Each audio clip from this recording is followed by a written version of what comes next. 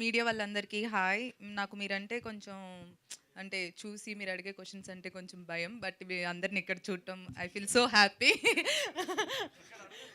ఆహా! నో, నార్మల్‌గా నేను టీవీలో చూస్తూ ఉన్నాను. మళ్ళీ ఇక్కడ చూసాను. హాయ్ అని చెప్తున్నాను అంతే. ఏ నువ్వు ఒకదానివి. Okay. Fine Sunny. So, Mukesh గారి గురించి మాట్లాడాలి. నా లైఫ్‌లో ఫస్ట్ టైమ్ ఒక షో చేస్తే, ఆ షోకి డైరెక్టర్ ముఖేష్ గారు. ఆల్మోస్ట్ ఒక 3 మంత్స్. ఆ 3 మంత్స్ చాలా టార్చర్ ఆయన.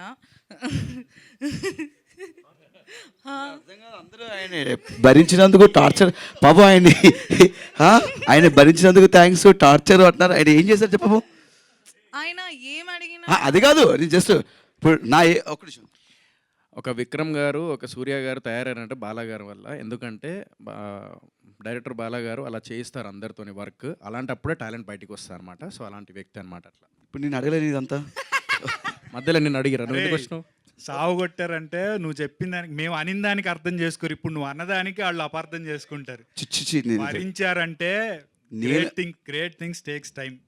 అలాగే ఎవరైనా ఒక ప్రొడ్యూసర్ అయినా సరే ఇన్ని రోజులు లేట్ అవుతుందంటే బాధపడతారు. బట్ అది హిట్ అయ్యి ఇప్పుడు వాళ్ళు ఎలాగైతే నవ్వుతున్నారు. ఒక్క నిమిషం, నేనేదో కామెడీ చేస్తున్నా, ఆయన ఏమో సీరియస్గా వచ్చి చెప్తారు మొత్తం. కామెడీ కాదు రే.